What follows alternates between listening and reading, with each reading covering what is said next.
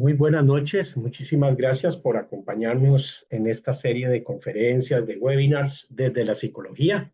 Les habla Javier Hernández y pues agradecerles nuevamente que nos acompañen otro miércoles eh, con otro webinar y otro tema de gran interés para todos nosotros. Hoy a cargo del psicólogo Iván Toscano Fonseca desde México, el cual le damos desde ya las cordiales bienvenidas. Y pues tenemos un gran tema que es respirar en el dolor.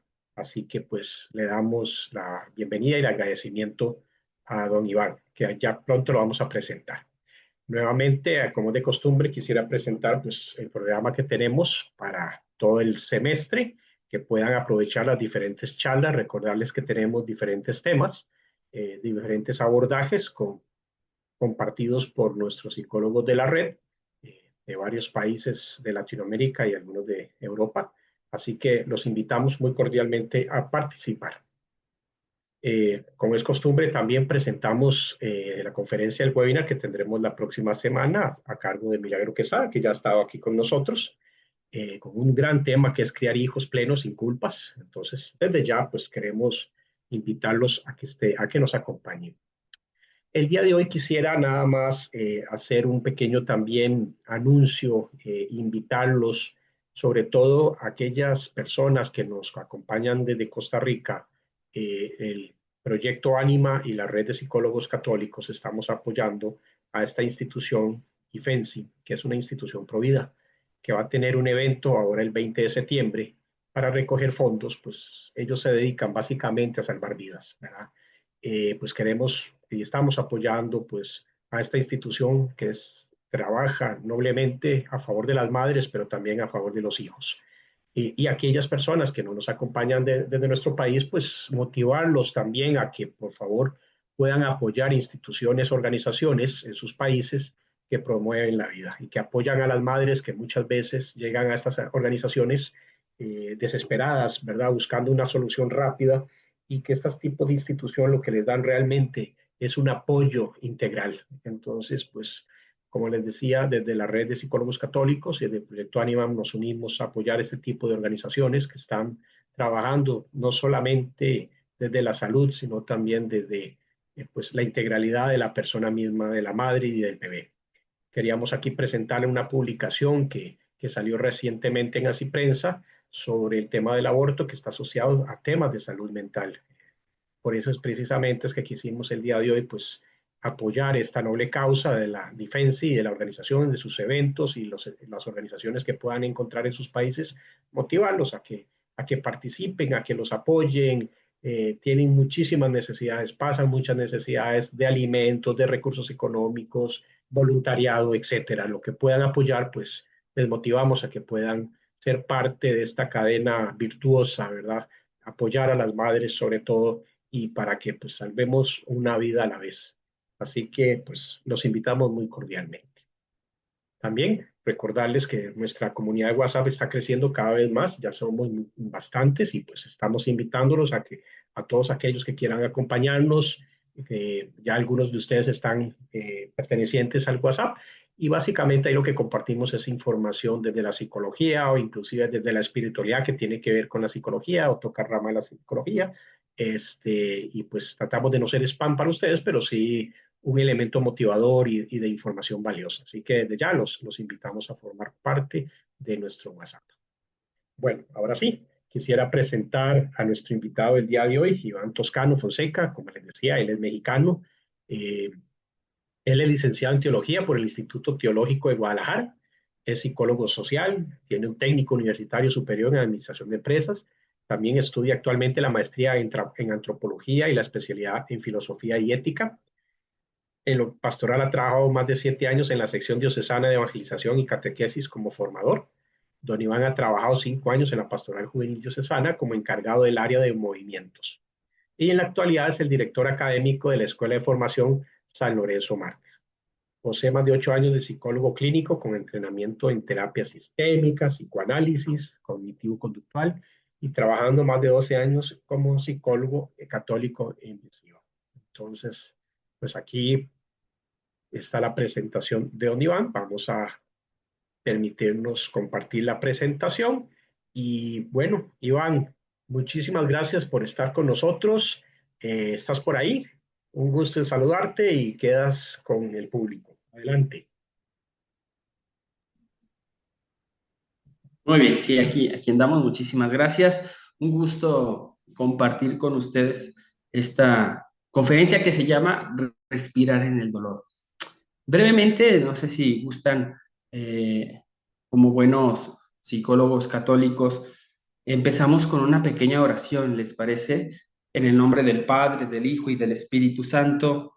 Amén. Dígnate, Señor, a darnos la fuerza de tu inspiración para que todo lo que realicemos en ti comience y en ti acabe. Por Jesucristo nuestro Señor.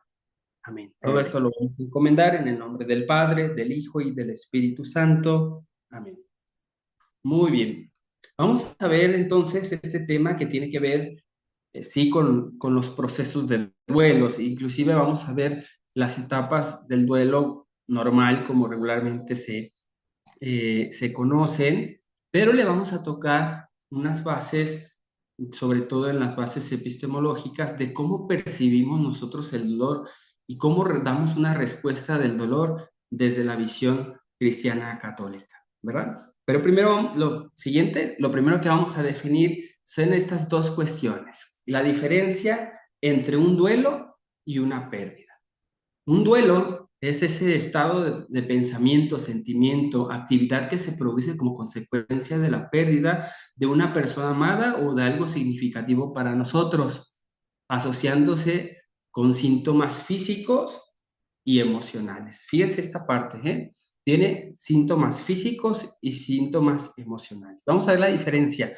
La pérdida es psicológicamente traumática en la misma medida que una herida, una quemadura, por lo cual siempre es dolorosa. Se necesita un tiempo y un proceso para volver al equilibrio normal antes del suceso que nos haya dado esta pérdida. Fíjense bien, un duelo entonces es esta pérdida del ser amado que es significativa únicamente para nosotros y que va, ¿sí?, asociada con estos rasgos físicos, ¿sí? Acompaña facciones, acompaña posiciones de nuestro cuerpo. Y la pérdida es una parte psicológica, ¿sí? Que necesita, necesita tiempo para poder ser equilibrada o asimilada. Vamos a ver un poquito más adelante esto y vamos a volver, porque es importante que tengamos en cuenta estas dos diferencias. Adelante. ¿Qué significa, queridos hermanos, qué significa para ti la muerte? ¿Qué significará la muerte para ti? En algunos casos podrá ser miedo, para otros casos será libertad, para otros casos un lugar esperado, pero para otras personas puede ser una trascendencia. Siguiente. ¿Qué es para ti la vida?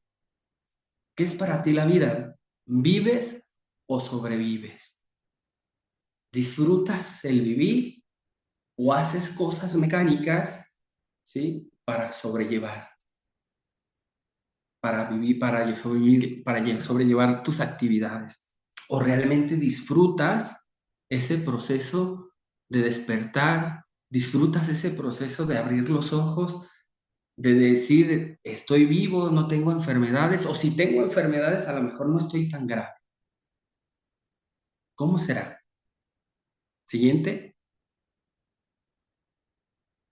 Aquí hay algo que nosotros tenemos que diferenciar muy bien: las emociones y los sentimientos.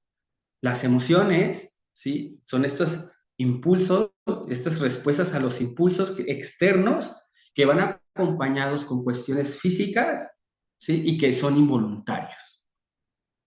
A diferencia de los sentimientos llega la emoción y a esa emoción nosotros le agregamos un pensamiento, ¿sí? Y es cuando nosotros convertimos esa emoción en un sentimiento. Tengan muy en cuenta estas dos partes porque nos van a ayudar mucho a diferenciar entre respirar en el dolor y habitar en el dolor. Siguiente. Dolor o sufrimiento. El dolor, como las emociones, es inevitable. se nos muere la pareja, se nos muere el familiar, ¿sí? Perdemos el trabajo, ¿sí? Perdemos nuestra estabilidad económica, cualquier tipo de pérdida que nosotros tenemos nos da un dolor, claro que nosotros lo sentimos, a diferencia del sufrimiento, que es un sentimiento que es a ese dolor agregarle un pensamiento. Y ahí a veces nosotros nos enfrascamos. El dolor es inevitable, el sufrimiento es una decisión. Adelante. La pregunta que nos tendríamos que hacer nosotros es, ¿realmente nosotros cómo vivimos el dolor? Si ese dolor lo vivimos con sufrimiento o realmente nada más lo sentimos, lo asimilamos y lo dejamos pasar. Es una pregunta que les quiero dejar ahí porque sí es importante que nos hagamos unas preguntas en el interior para ver nosotros cómo vivimos estas situaciones. ¿Sí? Adelante. Siguiente. Aquí lo importante es que caminaremos juntos. ¿Sí? Vamos a tratar de hacer brevemente en este tiempo que tenemos un caminar para entender los procesos de duelo, los procesos dolorosos, y en ese proceso nosotros caminar juntos para que si en algún momento nosotros estamos sintiendo este dolor o este sufrimiento, sepas que no estás solo en este camino, ¿sí? Está la iglesia, estamos nosotros como organización, habrá profesionistas de la salud mental que te ayudarán, tanatólogos, ¿sí? Psicólogos, que te ayudarán a este proceso para que yo sé que en ese momento llega un momento de soledad, desolación, pero realmente que nos caiga el 20 que no estamos viviendo solos este proceso, que hay muchas personas que viven este mismo proceso al igual que nosotros. ¿Sí? Adelante. Vamos a ver unas perspectivas teóricas, ¿sí? Vamos a ver las perspectivas del dolor. La primera autora que nosotros tenemos aquí es Elizabeth Kübler-Ross, madre de la tanatología, que en su modelo el dolor no es un castigo, sino una experiencia humana que se procesa a través de una serie de etapas emocionales cuyo objetivo final es la aceptación y el crecimiento personal. Los momentos de crisis, entonces, para nosotros tendrán que ser, ¿sí? Una crisis oportunidad, ¿sí? Ciertamente para muchos esta crisis puede hacerlas llevar inclusive en un estado depresivo, pero para muchos esta crisis tiene que ser una posibilidad de encontrar cosas, de aceptar cosas, de crecer nosotros como personas, ¿sí? Y ese es un camino que vamos a ver qué perspectivas hay en las diferentes corrientes del dolor. Adelante. En las psicoterapias y en el psicoanálisis, el dolor no es una sensación, sino un evento psíquico que está en nuestra mente, que está en nuestra psique. Y se busca entender el origen en el inconsciente y procesarlo a través del duelo. El duelo, entonces, es ese proceso para el psicoanálisis donde del inconsciente vamos a sacar, ¿sí? Para poder asimilar este dolor, ¿sí? Vamos a ver qué otras corrientes. Adelante. Vamos a ver qué nos dice el cognitivo conductual, ¿sí? El cognitivo conductual parte, el dolor no es una sensación, sino una experiencia que se ve afectada y a su vez afecta nuestra forma de pensar y nuestra forma de actuar, ¿sí? Entonces, el dolor va a ser algo que nos va a modificar la conducta, ¿sí? Antes yo era muy alegre, tuve un suceso doloroso y ya no soy tan alegre, ya no quiero convivir, ya hay esta situación. Vamos a ver qué nos dicen las demás perspectivas. Adelante. Desde la visión integral del ser humano, el dolor trastoca todos nuestros sentidos, nuestras emociones, nuestros pensamientos, inclusive nuestra biología, nuestra alma, quebranta nuestro espíritu y nuestra mente. Fíjense bien, desde la fe ofrece la perspectiva de ser una oportunidad de crecimiento espiritual y una unión con el sufrimiento de Cristo. Invita a vivir el dolor de una forma redentora. ¿Sí? Para nosotros, los creyentes, el dolor no es un dolor sin significado. Para nosotros el dolor tiene un significado y ese significado va a ser el que va a ser redentor en nosotros. Es la misma vivencia de Cristo sufriente, es la que vivimos nosotros, la que en algún momento va a llegar a ser una resurrección de nuestro ser. ¿Sí? Adelante. Vamos a ver unas perspectivas de la espiritualidad cristiana, de cómo se percibe el dolor, ¿sí? La visión carmelita, las figuras como Santa Teresa de Jesús y San Juan de la Cruz muestran el dolor como una vía por la cual el alma se despoja de todo lo que no es Dios para ser transformada en él. El dolor en nosotros, entonces, puede ser tomada como una oportunidad para acercarnos a Dios. Adelante.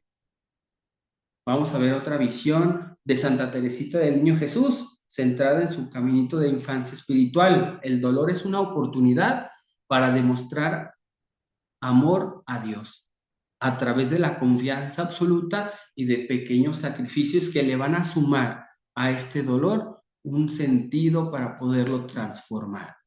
¿Sí? Adelante, vamos a ver otra visión. Vamos a ver a San Agustín. Para San Agustín el sufrimiento no es un castigo ciego, sino un potente llamado a meterse en él mismo, a la interioridad. Una herida que nos recuerda nuestra profunda necesidad de la gracia y de la verdad divina. A veces nada más cuando entramos en el dolor, es cuando entramos en nosotros mismos y buscamos respuestas de la verdad, de lo que realmente es y con una ayuda espiritual que va a ser la gracia, dice Santo Tomás, que va a complementar lo que dice San Agustín, que la gracia va a iluminar nuestro entendimiento y va a mover nuestra voluntad hacia las cosas buenas. Y en ese proceso, la gracia combinada con la verdad nos ayudará a encontrar mejor respuesta para este dolor. ¿Sí? Siguiente. Para San Francisco de Asís, el sufrimiento es una invitación a la humildad radical, a la pobreza de espíritu y sobre todo a la identificación con Cristo crucificado. El dolor es un camino de minoridad, es decir, hacerse pequeño y pobre. Reconocer que nosotros sufrimos o que más bien que nosotros padecemos dolor es recordar que nosotros no tenemos la grandeza del mundo. Y en este mundo materialista, y en este mundo donde tecnologizado, donde todo está a nuestro alcance, donde todo está a lo rápido, a lo fácil, perdemos mucho de vista esta parte. Y por eso es que podemos retomar que San Francisco de Asís habla de este dolor como un camino donde nosotros nos hacemos pequeños. No porque no valgamos, no porque es bueno estar pobres, sino una pobreza de espíritu donde reconocemos nuestra pequeñez ante el Creador Dios. ¿Sí? Siguiente. La perspectiva del dolor de la Beata María Magdalena de la Encarnación, que es una de las fundadoras, es la fundadora de las religiosas adoratrices, se centra en la Eucaristía, ya que es una congregación contemplativa, ¿sí? Y muestra que el dolor no es una experiencia aislada, sino una oportunidad de entrar en un misterio de amor y de reparación, convirtiéndonos en una hostia viva, una víctima ofrecida en unión a Cristo, la hostia perfecta. Su espiritualidad transforma cada pena en un acto de adoración. Nosotros podemos transformar esa pena, ese dolor que sentimos en un acto de adoración y ofrecérselo a Dios mismo. Y en ese ofrecimiento nosotros encontrar un auténtico alivio. ¿Sí? Siguiente. Vamos a ver al Padre Pío, muy famoso. Su vida marcada por los estigmas. Entiéndanse que los estigmas eran las marcas que tenía él en sus manos y en sus costados y en sus pies de la crucifixión. ¿Sí? Fue una manifestación viviente del dolor. ¿El hombre sentía dolor? Claro que sentía dolor. A veces uno dice desde lo religioso, ojalá yo tuviera los estigmas, ya nos vieran, ¿verdad? Ya nos vieran que viviéramos ese proceso de dolor físico, que es un dolor constante, ¿no? Cuando se une al de Cristo, se convierte en una fuente inagotable de gracia para la salvación de las almas. Nuestro dolor que estamos viviendo el día de hoy, cuando lo ofrecemos y se une a Cristo, nosotros mismos nos unimos a ese sentido de ese dolor como una salvación para los demás. ¿Sí? Siguiente. La beata Edith Stein, ¿sí? Que es, nos dice que el sufrimiento es una realidad vivida que, iluminada por la fe, se convierte en la ciencia de la cruz, el camino más seguro hacia el conocimiento de Dios y la participación de su obra redentora, por medio del dolor, por medio del dolor. Es donde nosotros, ¿sí? Nos cae una gracia particular para poder entender y darle sentido a eso que padecemos, ¿verdad? Adelante. Entonces, con esta perspectiva generalizada de enfoques, de perspectivas del dolor, ¿qué será entonces respirar en el dolor? Adelante. Vamos a ver entonces. Respirar en el dolor, ¿sí? Comienza con estos 5 puntos que vamos a tratar de desarrollar. Esto es respirar en el dolor. Comienza el dolor, es caminar en la oscuridad, respirar en el dolor, visualizar a través del dolor y el punto culmen, ¿sí? De nuestra propuesta es trascender. Y es a lo que vamos o estamos aspirados a llegar. Vamos a empezar entonces a ver cómo comienza el dolor. Adelante. Comienza el dolor, ¿sí? Con cualquier suceso, ¿sí? Que nos dé algún sufrimiento. Adelante. Que nos dé una perspectiva, ¿sí? Dolorosa. Vamos a definirlo. Siguiente. El dolor comienza con el shock y la negación. Es una ruptura psíquica, un suceso que sobrepasa la capacidad del yo para gestionarlo, ¿sí? Por eso es que nosotros lo negamos. Cuando nos dan una noticia de que un pariente fallece, nosotros luego caemos en, no, no puede ser posible, ¿sí?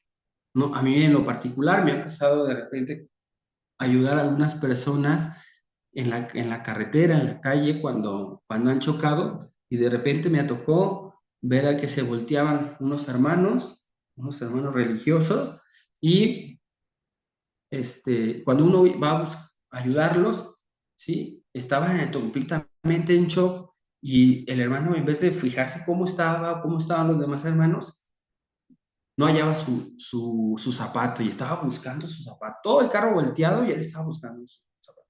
Ese es un estado de shock que a lo mejor no salió corriendo, pero está, ¿sí? Buscando otra cosa de lo importante, ¿sí?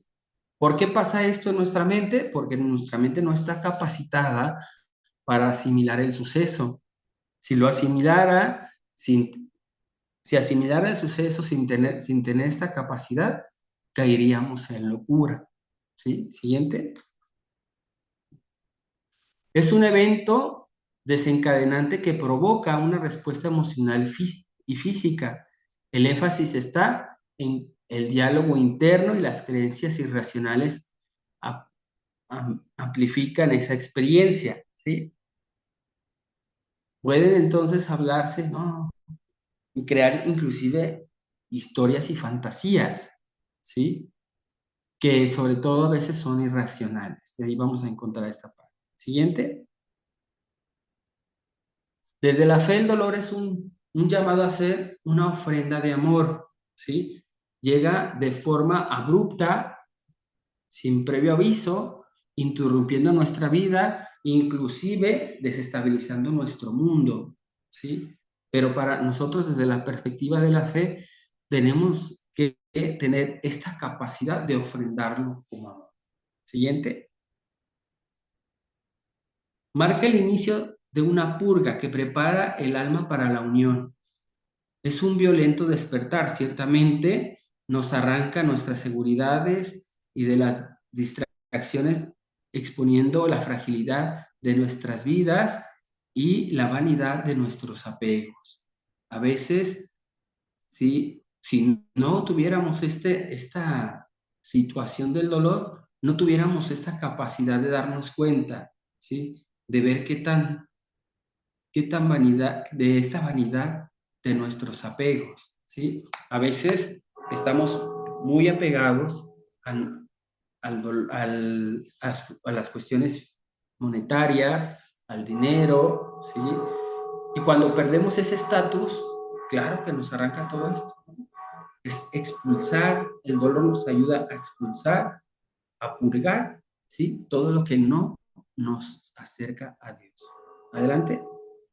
Siguiente. Es un momento en que el corazón inquieto se siente más agitado que nunca. Es un grito existencial que llega como una oportunidad para despojarnos, abandonando la autosuficiencia y el orgullo, reconociendo nuestra fragilidad. A veces, hasta que llega el dolor, es cuando nosotros, sí, nos damos cuenta que no somos los amos y señores del mundo, sí, que ese orgullo que nosotros de repente llegamos a tener, sí, es frágil. Y el miedo que más tenemos como seres humanos es esta fragilidad, sentirnos vulnerables. ¿Sí? Adelante. La tribulación no es un accidente, sino una invitación a imitar a Cristo. El alma es invitada a tomar el lugar de víctima de amor, a ofrecer como oblación en unión con el sacrificio que se renueva en cada Eucaristía. Cuando nosotros tenemos este dolor, ¿sí?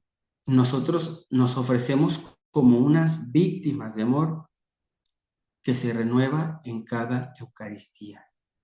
Allí en ese sacrificio nos ponemos en el lugar, en aquella palabra que el Evangelio va a tener, que es kenosis, en bajarnos, en sumergirnos, en anodarnos para podernos ser otros Cristos.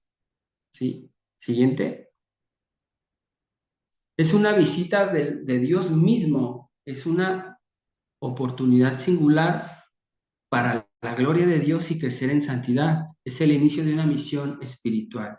Es una ruptura que irrumpe en nuestra vida y desmantela nuestras expectativas, obligándonos a confrontar una realidad que no podemos ignorar. Una realidad que ya no nos podemos hacer, ya no podemos drogar nuestra conciencia, ¿sí? Porque en este proceso de dolor, ciertamente buscamos alternativas, y estas alternativas pues puede ser el alcohol, la droga, puede ser un montón de cosas, pero si nosotros le damos un sentido a nuestro dolor, es una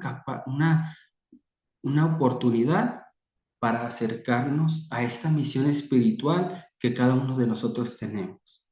Y ya no nos podemos hacer de la vista ciega, de la vista gorda, decimos aquí en México, ¿no? Siguiente.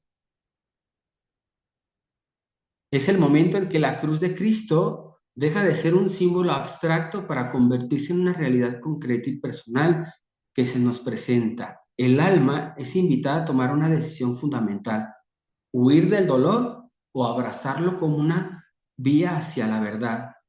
Ahí está un dilema que tenemos siempre.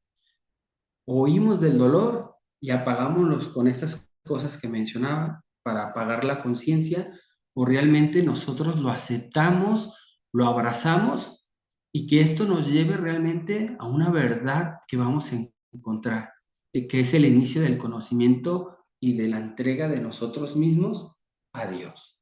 Siguiente. ¿Sí? Ese sería prácticamente el dolor. Cuando nosotros está el suceso doloroso, lo asimilamos, le damos sentido, podemos tener esta oportunidad de santificarnos y de abrazarlo. Y una vez que lo abrazamos, ofrendarlo a Dios. ¿Sí? Vamos a caminar en caminar en la oscuridad, sería el segundo punto. Siguiente. ¿Qué será caminar en la oscuridad? Representa la fase más intensa y emocionalmente volátil, o sea, que cambia del proceso de duelo, donde las emociones crudas de la pérdida salen a la superficie. Es la inmersión al inconsciente, a la lucha como las emociones difíciles y los pensamientos negativos. Es el proceso inclusive más complicado, donde sale, no, pues ya, aquí nadie me quiere, donde salen los pensamientos más depresivos, donde sale, yo ya no quiero vivir, yo ya no quiero saber nada, no quiero que nadie me hable, es donde salen estos negativos, estos pensamientos más negativos de nosotros. Siguiente. Comienza cuando el dolor se va asentando, es una etapa de tinieblas donde la desesperanza puede acechar. Es un tiempo de prueba, de profunda purificación espiritual, ¿sí? En este proceso de dolor, a veces nos hace falta caminar en silencio. ¿A qué me refiero con caminar en silencio? Caminar poco a poco, darnos nuestro espacio. A veces ocupamos, nosotros a veces cuando tenemos un familiar que está viviendo un proceso doloroso, quisiéramos quitarle rápido el dolor, quisiéramos tener la varita mágica y a veces eso es nuestra necesidad de nosotros. Pero la persona que vive este proceso de desaliento, de desaprueba, realmente lo tenemos que ver como una purificación espiritual, ¿sí? Acuérdense que estamos viendo el proceso doloroso como una oportunidad. Siguiente. Fíjense bien, caminar en la oscuridad es como si estuviéramos en una noche oscura del alma. Pareciera que el mismo Dios se retira los consuelos espirituales, los sentidos del alma, se sacan, dejan una sensación de abandono, de rigidez, una sequedad espiritual absoluta, una sensación, inclusive una tentación profunda de que Dios me ha abandonado, ¿sí? Y inclusive en los escritos, por ejemplo, de Santa Teresa de Calcuta, vamos a ver inclusive que está esta tentación cuando habla del dolor y del sufrimiento de que el cielo no existe, de que inclusive Dios no está. Y son las tentaciones que nosotros vamos teniendo. Pero a veces son necesarias, a veces son necesarias y pasar esta incertidumbre porque nos va a preparar a llegar al momento de la redención. ¿Sí? Siguiente. Es realmente un viaje hacia el interior de nuestro ser, ¿sí? Es un descenso al lugar de la verdad y por tanto Dios reside. Es hasta que estamos tocando fondo, ¿sí? Donde nosotros cabemos la posibilidad de que de que nosotros encontremos a Dios o como dice la teología, que Dios nos salga al encuentro, ¿sí? Porque Dios habita en el fondo de nuestro ser. Siguiente. Implica un acto voluntario, ¿sí? De seguimiento simple y directo de las huellas de Jesús. Es vivir en la fe sin los consuelos sensibles, en compañía silenciosa de Cristo en el Santísimo Sacramento, para sostener la lucha espiritual contra las fuerzas demoníacas y la aridez del alma. Es cuando nosotros nos sentimos mal y es ahí en ese momento cuando más nosotros ocupamos de resistir, de vivir la auténtica fe, la auténtica fe, y que nos va a sostener en esta lucha. Esta lucha, sí, esta lucha, a veces pensamos que las luchas espirituales son muy dadas a darse hasta el último grado que es la posesión, pero muchas veces la lucha es de nuestra mente. ¿Sí? El mismo Padre Pío decía que el demonio lo que hace es confundir a las mentes inteligentes y nosotros tenemos que soportar esa parte, ¿sí? Siguiente, es detenerse en la realidad del sufrimiento de manera consciente y deliberada, usando la fe como esa guía que nos va a ir sacando poco a poco, como ese hilo conductor que nos va a sacar de esa realidad, pero primero es hacerlo consciente. ¿Por qué estoy realmente sufriendo? Ya no hablamos de dolor, si se fijan, hablamos de sufrir. ¿Por qué estoy sufriendo? ¿Por qué estoy sufriendo si mi mamá murió? No estoy diciendo que no duela, no estoy diciendo que no llores, estoy diciendo por qué me estoy permitiendo sufrir de más, sufrir de más. Yo más sé que en ese caso, por ejemplo, quisiéramos que nuestros familiares vivieran muchísimo,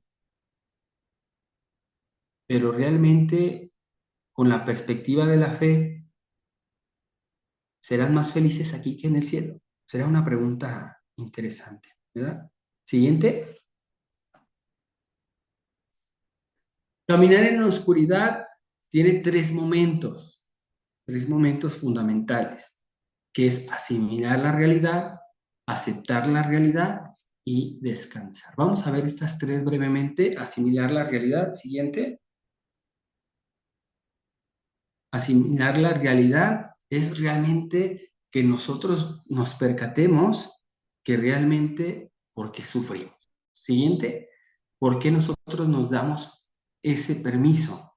Fíjense bien, después de la negación, la persona empieza a asimilar la realidad a través de dos partes. La primera es la ira, el enojo o la negación, ¿sí?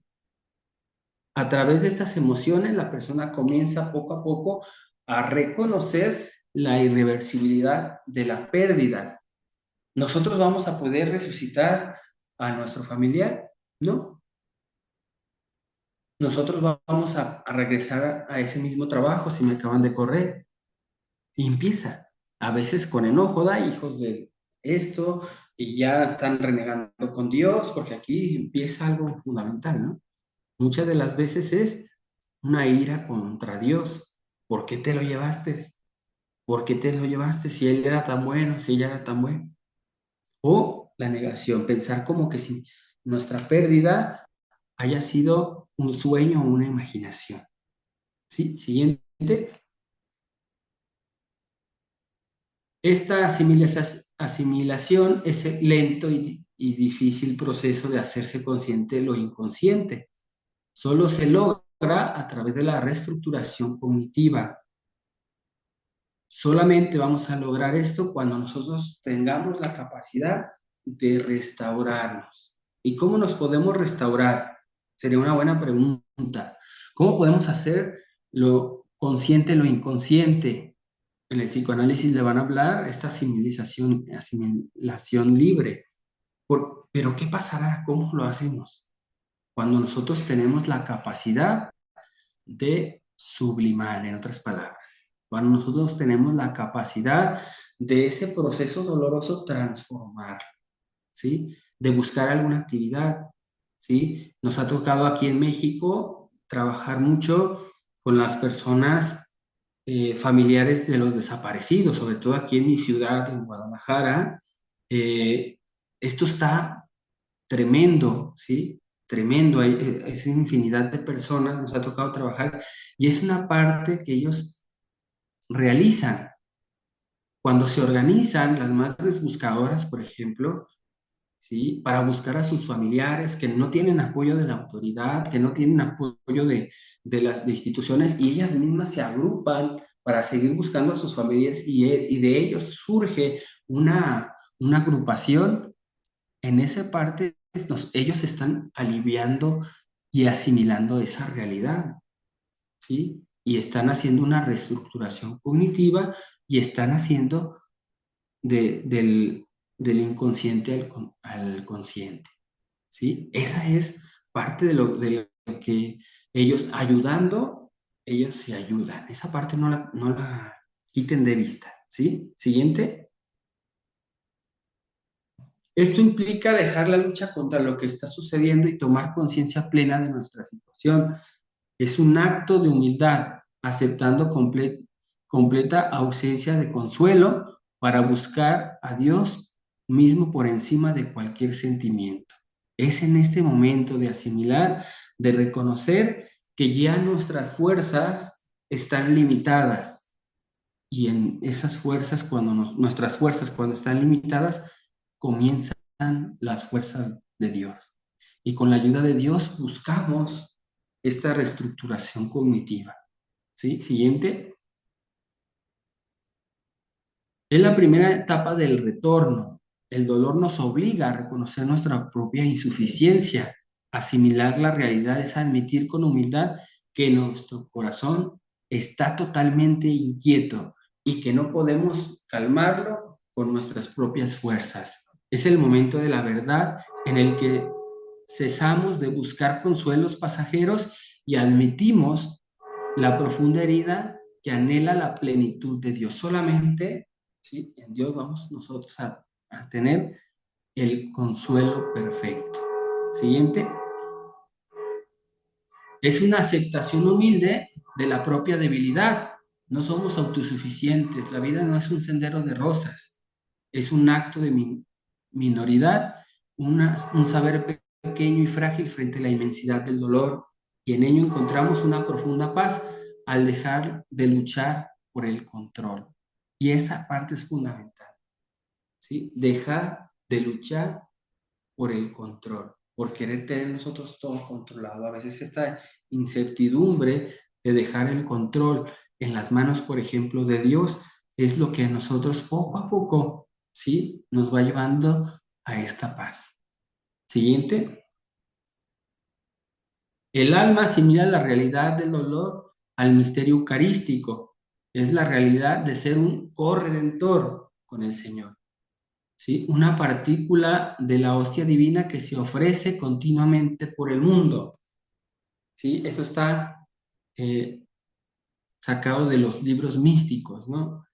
Esta parte de ser corredentor, que teológicamente de repente hay problemas con esto, pero quiero que se entienda bien. Cuando hablamos de corredentor es que nosotros tenemos también la capacidad de ayudar a los demás, ¿sí? Ayudar a los demás en el nombre del Señor. Siguiente.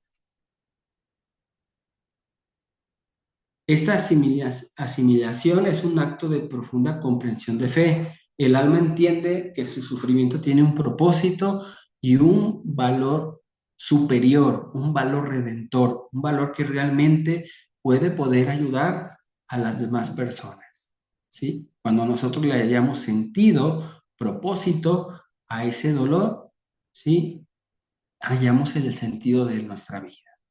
Siguiente.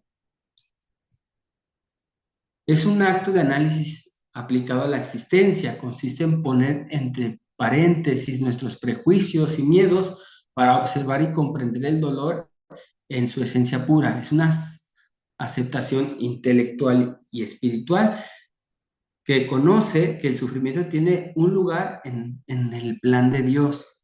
Es un momento de dejar de luchar y de simplemente ser en el dolor. ¿A qué nos referimos con ser en el dolor? Ser nosotros mismos realmente en toda nuestra integridad. Sí nos va a doler, pero sin dejar que pase al grado de sufrimiento. Siguiente. El siguiente paso es aceptar la realidad. ¿Qué será aceptar la realidad? Siguiente. Esta fase da paso a la depresión, que es una tristeza profunda, un retiro natural del mundo. La aceptación plena de la realidad llega con la última etapa donde la persona no se siente feliz con la pérdida, pero sí en paz con el nuevo estado de la vida. Sigue sintiendo tristeza, sigue sintiendo ese dolor, pero ya es más llevadero. Ya puede estar en paz, poco a poco va haciendo sus actividades ordinarias, poco a poco va haciendo sus actividades comunes y así poco a poco va aceptando la realidad que está viviendo. Siguiente. No es una resignación sin sentido, ¿verdad? Sino la capacidad de tolerar la realidad dolorosa sin negarla, ¿sí? Sin negarla. Reconocer la situación sin un juicio Es la integración de la herida en la historia personal sin definir al individuo. Yo sí, viví ese momento doloroso, yo lo estoy pasando, ¿sí? No me hace ni más bueno ni más malo, ¿sí? Y tener bien en cuenta que eso no nos marca en nuestra historia personal, ¿sí? La meta es dirigir la energía de la batalla interna hacia las acciones valiosas que den un propósito de vida. Por eso ponía el ejemplo de estas madres buscadoras de sus hijos desaparecidos, ¿no? Fíjense cómo estas mujeres han encontrado el propósito de su vida buscando a los demás familiares de las demás personas. A lo mejor ellos ya encontraron a su familiar, lo pudieron sepultar, porque en la mayoría de los casos de estas personas siempre encuentran a su familiar fallecido, ¿sí? Y qué complicado es no tener este fin de no poder sepultar a su hijo o a su familiar desaparecido. Es un duelo también que llamarías un duelo complicado, ¿no? Pero como ellas en ese propósito de vida de seguir ayudando a las demás madres a encontrar a sus hijos, van poco a poco haciendo acciones más valiosas, van aceptando su realidad, pero esa parte les ayuda a tener un propósito. Siguiente. Es un acto de fe radical. Confiado en Dios, está presente incluso en la oscuridad más profunda. En pocas palabras, estamos nosotros llamados a tener esa confianza absoluta. Siguiente. No introduce, nos introduce a la noche pasiva del espíritu. Es el punto más alto del despojo. Acepta esta realidad, es la cumbre de la fe, es un acto heroico de la voluntad, un creer por creer sin el apoyo de ninguna experiencia sensible o intelectual, ¿sí? Aquí ya realmente es una entrega completa que se le hace a Dios, ¿sí? Completa. Ya no nos importa ahorita los conceptos teológicos, ya no nos concede el catecismo o toda la forma de la Sagrada Escritura, aquí ya es un acto de entrega completo, ¿sí? Que nos va a ayudar. Siguiente. Es rendirse a la verdad interior, que iluminada por la gracia, que deja luchar contra el dolor y la convierte en una oración de abandono. Señor, ya hice la lucha, ya me enojé, ya lo negué, ya caminé en la oscuridad, pero hoy estoy aceptando esto que me está pasando, ¿sí? Ciertamente que va con la ayuda de Dios, ¿no? Es el punto de inflexión donde el dolor pasa de una carga a ser un medio auténtico de purificación. Es un acto de amor perfecto, de voluntad reparadora. Es una entrega total y deliberada en, en respuesta al amor que se ha ocultado en la Eucaristía para estar con nosotros. Es reconocer que Dios mismo ha entregado la vida, ha pasado un proceso doloroso para podernos dar esta purificación y esta vida en abundancia. Y eso nos da consuelo y nos va a hacer que aceptemos esta realidad, ¿no? Siguiente. El amor inconmensurable transformado el dolor en una ofrenda. El acto de la voluntad libre y mística, el alma elige cargar su propia cruz, no como una pesada carga, sino como el privilegio de participar en el amor sacrificial del Redentor. Es un acto de amor que se ofrece en silencio. Esto lo hacemos a ejemplo del mismo Jesús. Del mismo Jesús. Siguiente. Después de asimilar, va a entrar el proceso de descansar. Siguiente. Vamos a descansar, ¿sí? En una pausa necesaria, la persona se aísla para procesar su tristeza sin distracciones. Este es un descanso psicológico crucial para que el alma y la mente procese sin la presión de fingir que todo está bien. Ser realmente ella. Descansas muchas de las ocasiones llorando, porque luego te ven llorando y luego la gente te dice, ¿pero por qué lloras?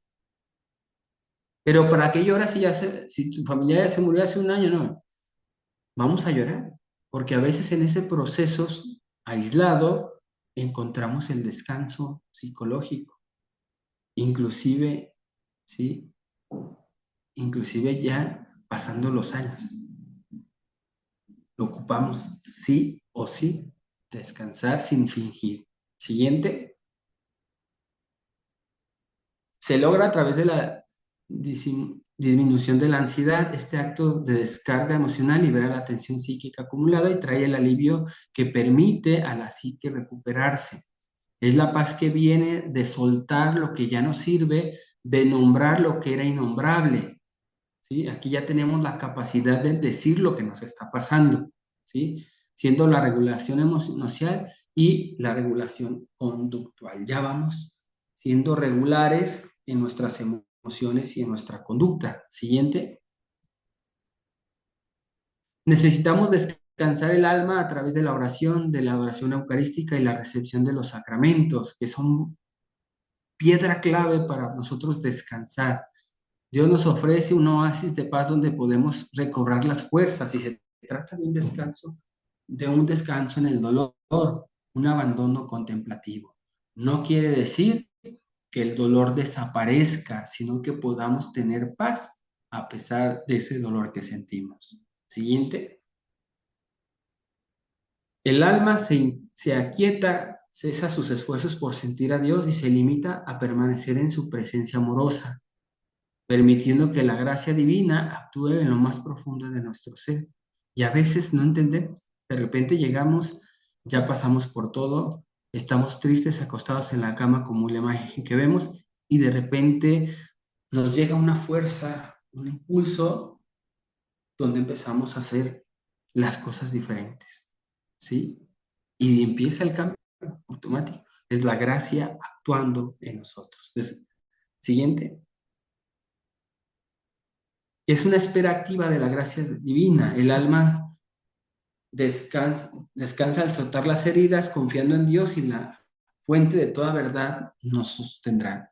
No es una inquietud intelectual, sino un descanso del corazón que se entrega auténticamente por completo.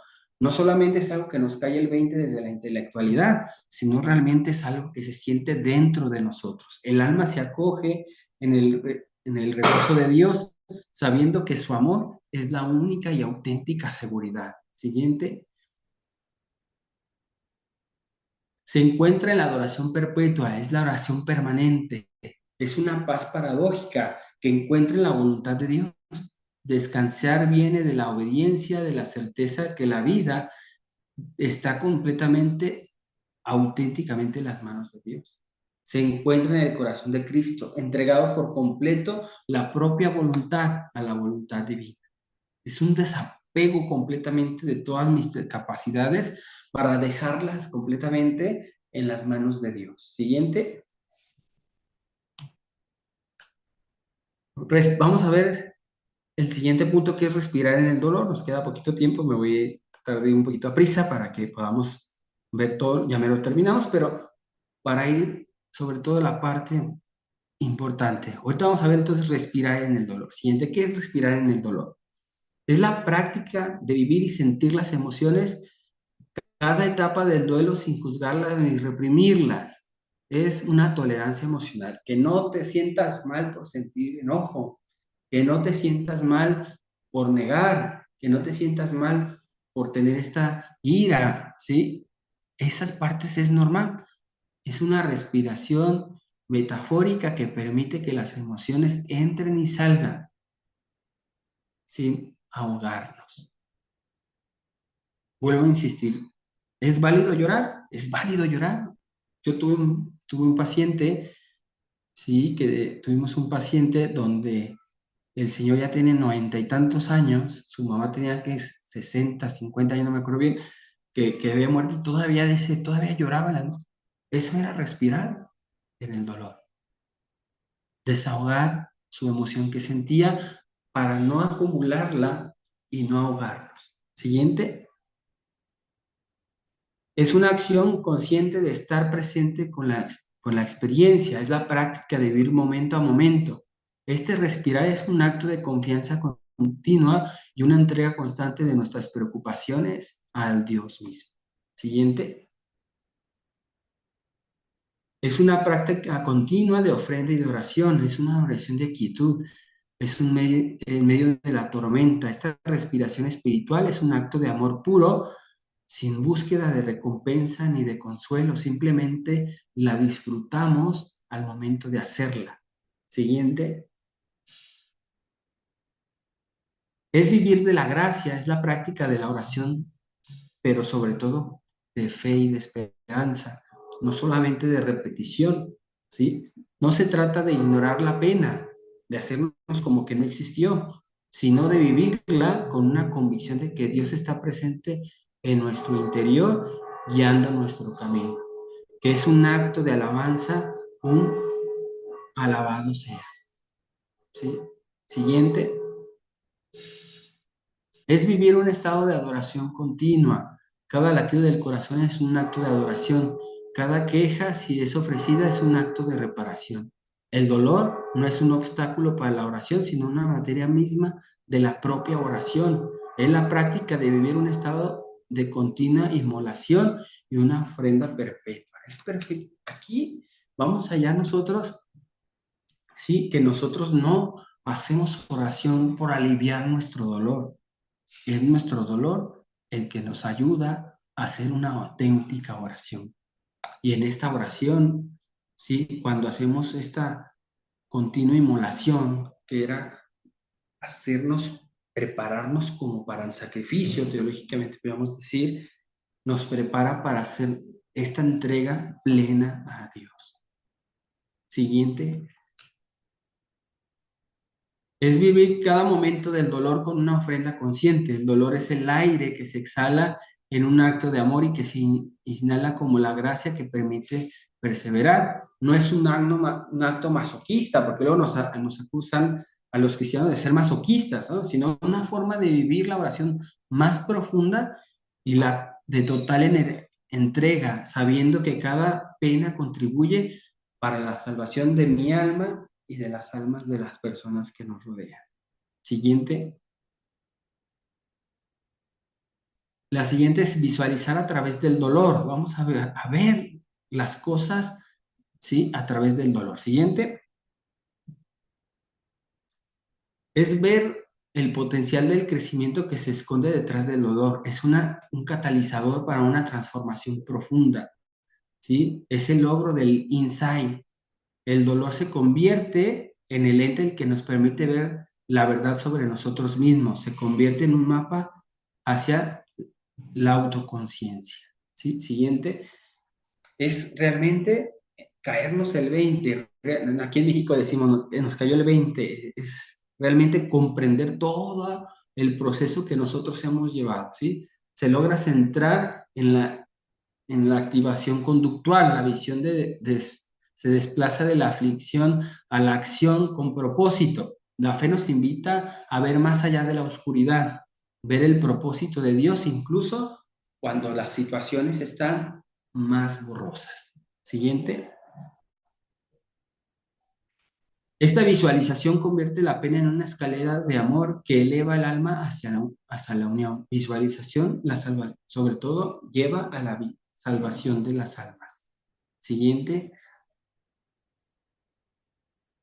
Es el inicio de una vida nueva, es el momento en el que el alma iluminada por la gracia divina, ve el sufrimiento como herramientas de la pedagogía de Dios. La verdad que habita en nuestro interior se hace cada vez más clara. Y esta visión es la presencia de Dios en nosotros. Siguiente. El alma ve la inmensidad del amor de Dios manifestando en la kenosis, en el vaciamiento total, ¿sí? En esta contemplar la hostia consagrada es ver a través de él. Es una ventana para contemplar la inmensidad de su amor en la cruz.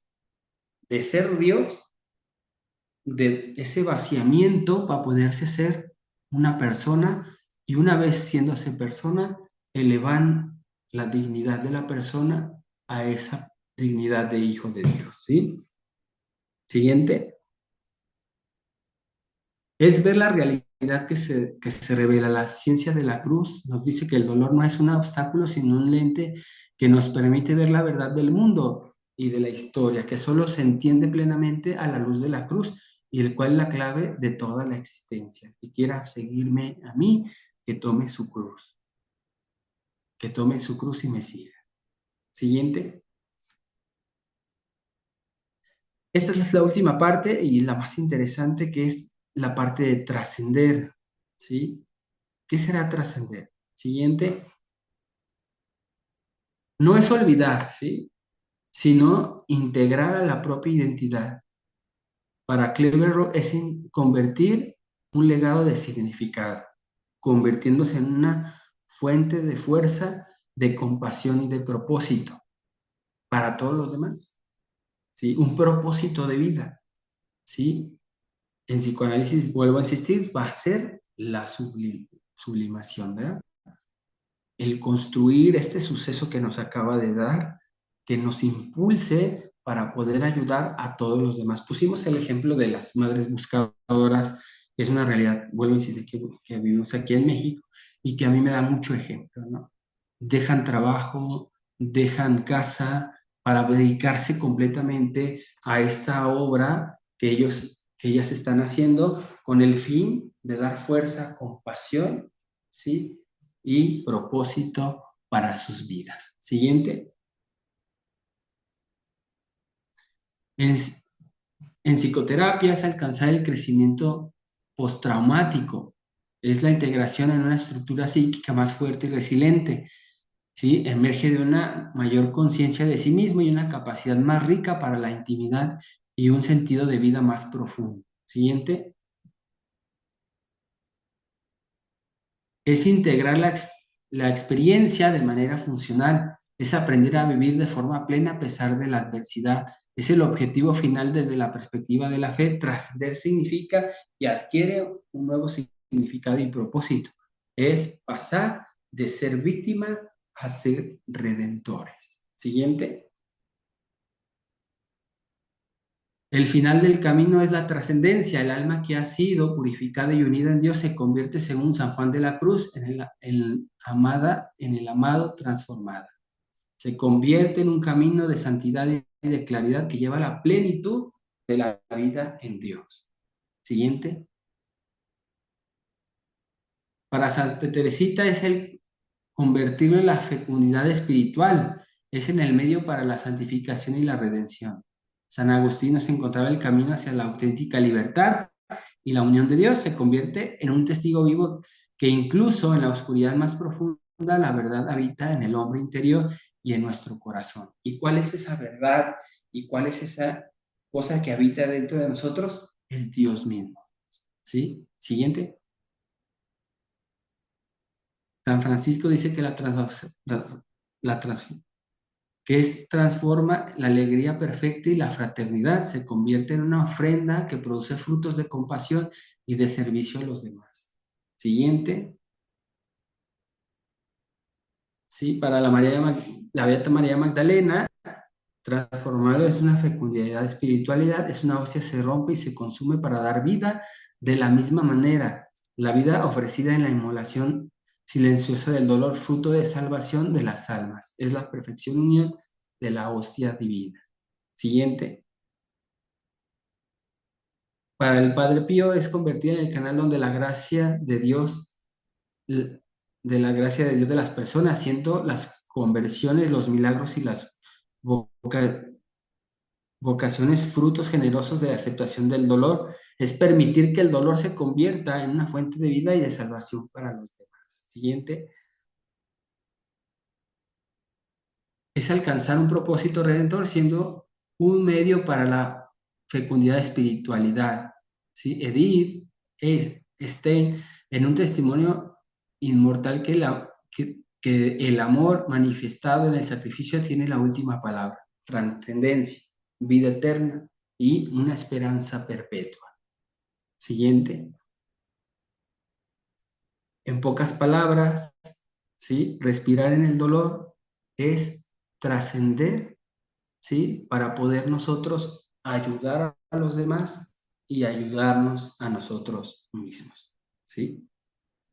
Bueno, no sé si fui claro, creo que ya me pasé de tiempo, ¿verdad? No, no, muchas gracias, más bien era muy completo, Iván. Eh, ¿Algún espacio aquí de preguntas? Si alguno gusta hacer alguna pregunta, el micrófono está habilitado, igual que el chat. Eh, por si desean, pues consultarle algo a don Iván. Tal vez empezar yo, Iván, con una pregunta Sí, mientras si alguien se anima. Eh, Hablaste muy interesantemente del tema del dolor y bueno, y el manejo del dolor en algún momento hasta como una capacidad, ¿verdad? Más que una resignación, como una capacidad. Y me atrevo a pensar que a muchos no nos entrenan, no nos enseñan a cómo enfrentarnos a eso, ante una realidad que tarde o temprano es parte de la vida, ¿verdad? El dolor es parte de la vida, sobre todo, por ejemplo, cuando muere un familiar cercano o tenemos algún tipo de situación de este tipo, pero no nos enseñan a manejar el dolor, no nos enseñan a prepararnos para el dolor. Pues, ¿qué sugerencias podrías darnos así como tips para formar esas capacidades? Porque, a ver, los ejemplos que vos dijiste, que son sobre muchos de la vida religiosa, pues son hombres y mujeres que han vivido prácticamente en campo de batalla, en un sí. proceso de formación permanente, ¿verdad? Pero esa a veces, muchas veces esa no es la realidad de los que vivimos en el mundo, ¿verdad? No tenemos esas capacidades ni esa formación como laicos, ¿verdad? O como personas comunes y corrientes. Entonces, también cómo nos podrías dar algunos tips de cómo formar esas capacidades, como decís, no para simplemente olvidar el dolor o dejarlo pasar, sino como para, pues, por enfrentarlo, no sentimentalmente para que nos destruya, sino para esa construcción que hablabas, ¿verdad? De esa purificación que sana y que nos hace más fuertes y nos hace mejores. Entonces, tal vez algunos tips que nos puedas ayudar a brindar. Sí, claro que sí. Mira, se me ocurre mucho algo que trabaja Víctor Frank cuando habla de darle sentido al dolor, ¿no? Ciertamente es difícil, porque tampoco los santos lo hicieron de la noche a la mañana, ¿no? Esta es una parte que nosotros tenemos que ir ejercitando, pero teniendo en cuenta algo de lo que yo decía al principio, ¿sí? Tener en cuenta, y esa parte yo creo que hoy está eh, muy poco vivida, que es entender esta separación de sentimiento y emoción, ¿sí? Porque nos quedamos en los conceptos a veces de pensar que la emoción, ¿sí? Y los sentimientos son lo mismo, ¿sí? Cuando nosotros tenemos una capacidad, ciertamente tendríamos que, yo la centro en esta capacidad de tener esta oración, y la oración se tiene que hacer desde tus realidades, ¿sí? Pero empezarla a hacer, porque si no la hacemos, no vamos a tener este ejercicio, ¿sí? ¿A qué me refiero? A que ciertamente no tenemos este proceso de formación eh, avanzado, como bien dices, como laicos, pero lo que sí tenemos es estas pequeñas capacidades de empezar a solicitar la gracia. ¿Y por qué lo digo a solicitar? Porque la gracia es un don inmerecido, ¿sí? Que lo vamos a ir pidiendo por base a la oración. Y si, pero Iván, yo no sé hacer oración. ¿Cómo se aprende a hacer oración? Haciendo oración, haciendo oración. Es que yo empiezo a hacer oración y me distraigo. Bueno, pues esos serán nuestros primeros ejercicios de oración, ¿no? Si nomás tengo capacidad de concentrarme 10 minutitos o 2 minutitos, ese momento va a ser el primer ejercicio para que yo empiece a hacer esta oración, ¿no? ¿Sí? Y es un principio que lo tenemos en la evangelización. ¿Cómo se aprende a evangelizar? Todos mis maestros que he tenido, maestros de talla internacional como Pepe Prado, por ejemplo, siempre habla de evangelizar, se aprende evangelizando. Yo tengo la consigna de que estas partes, estas trascendencias espirituales se aprenden haciéndolas aunque no sepamos hacerlas, ¿sí? los maestros de la espiritualidad nos hablan de eso, ¿no? De que si nos cuesta trabajo rezar el rosario, si nos cuesta trabajo hacer, nosotros tendríamos que irnos ejercitando con base a cómo nosotros vamos haciendo. Es en ese sentido espiritual. En la parte eh, psicológica, creo que es importante simplemente encontrar sentido a lo que nos pasa. Sé que es difícil darle sentido a una muerte, por ejemplo, bien decías tú, Javier, hablar de una muerte de un familiar. Les platico súper rápido. Inés y yo tuvimos la desfortuna de que mi suegra falleciera al día siguiente de nuestra boda. Para nosotros fue un proceso auténticamente doloroso, ¿sí? Mi suegra era muy cercana a nosotros, ya de viajes, y asimilar esa parte, fíjate, desde el hombre creyente, ¿sí? Es muy complicado, ¿sí? Y nosotros escribimos esta parte que inclusive lo tenemos desarrollado para tener un libro, estamos por terminarlo, está basada precisamente en esta experiencia que nosotros tenemos. Sabemos perfectamente que es complicado, aún, fíjate, Javier, aún de nosotros de ser formados, de tener una formación integral en la religiosidad, estos procesos como los proponemos han sido lo que a nosotros nos ha ayudado en salir de ese proceso, ¿sí? Entonces, yo creo que en combinar estas partes que nos propone la tanatología y combinarlas con la vida mística, creo que es la propuesta de nosotros que nos ha ayudado a salir de ese proceso del duelo.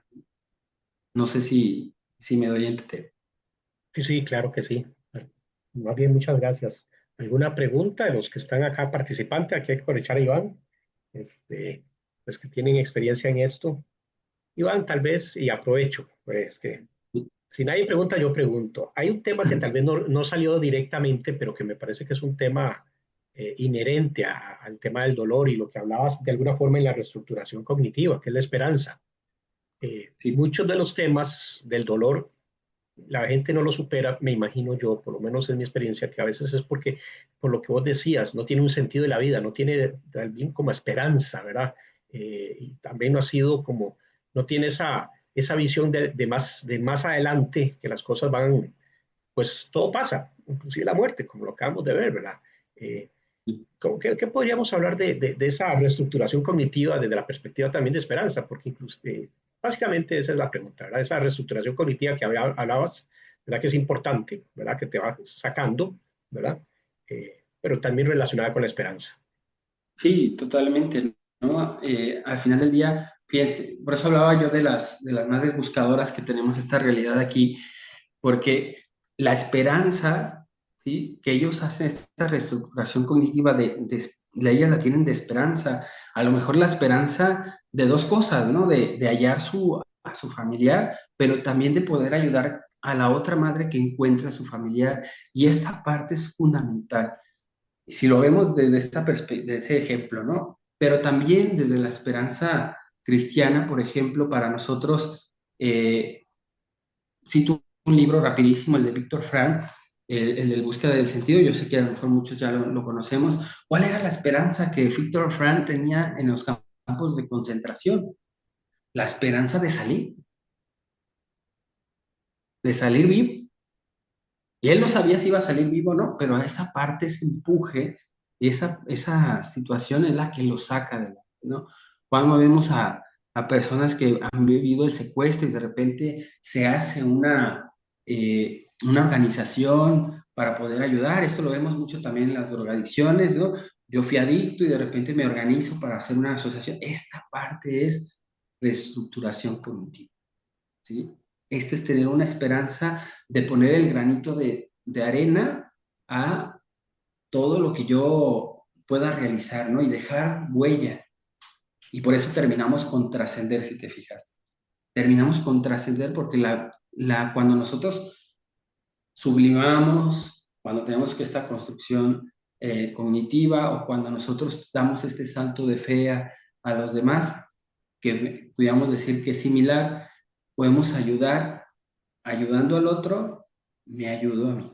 Yo creo que esa parte es fundamental, ¿no? Y ya ni hablar en la actualidad que tenemos hoy una propuesta totalmente consumista y precisamente de lo que hace falta son sentidos, ¿no? Hoy nos ponen el sentido de tener lo económico al tope, de tenerlo de marca al tope, de tener las comodidades propias del colchón de $10,000, ¿no? De cosas de esa naturaleza. Y cuando llegan los jóvenes, sobre todo cuando hablamos de jóvenes, llegan los jóvenes a esa meta, ya no hay más, ¿sí? Ya no hay más sentido. Y hace falta entonces tener sentidos más trascendentes. Y ahí empieza esta esperanza de que cuando nosotros estamos pasando un momento difícil, la esperanza de que en algún momento va a suscitar este momento redentor. Quisiera tal vez nada más aprovechar para terminar, veo que no hay preguntas, pero quisiera hacer un aporte. Hiciste muchas notas referente a Santos del Carmelo, Santa Teresa y San Juan de la Cruz. Y de hecho hablaste mucho de la Noche Oscura, que es todo el tratado de San Juan de la Cruz. Quisiera recomendarles, sobre todo, el libro de la Noche Oscura es muy profundo, y pues se necesita que lo introduzcan a uno en el libro.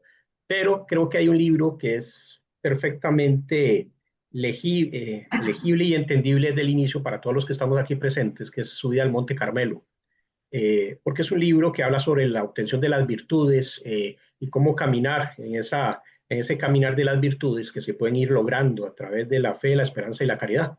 Es un libro que se lo recomiendo. Y hoy vi que los carmelitas de Centroamérica van a sacar un curso virtual justamente de subida al Monte Carmelo. Entonces, para aquellos que quieran justamente generar esas capacidades, ese entrenamiento desde la vida espiritual, y recordemos que la vida espiritual estuvo 2000 años antes que la psicología. La psicología no tiene apenas 150 años de haber existido como ciencia, ¿verdad? Antes de eso existía la espiritualidad y la mística que mencionabas en la charla. Entonces, escritores como San Juan de la Cruz tienen tratados bellísimos sobre lograr las virtudes y fortalecer esas áreas de la fe, la razón, la esperanza, ¿verdad? Entonces, le recomendamos estudiar el Monte Carmelo y el libro justamente ese, y busquen ese curso híbrido que creo que es gratis, que puede ayudar muchísimo también a esa formación de capacidad. Era solamente una pequeña nota ahora que hiciste mucha alusión a esos dos santos. Iván, muchísimas gracias por acompañarnos el día de hoy en esta fantástica charla y webinar. También queremos agradecer a todos los que nos han acompañado, recordarles que este webinar está siendo grabado y que los estaremos subiendo a nuestra plataforma de YouTube y que estará disponible todo el webinar a partir del día de mañana. Iván, muchísimas gracias, bendiciones y estaremos en contacto y viéndonos en una próxima edición. Feliz noche y bendiciones.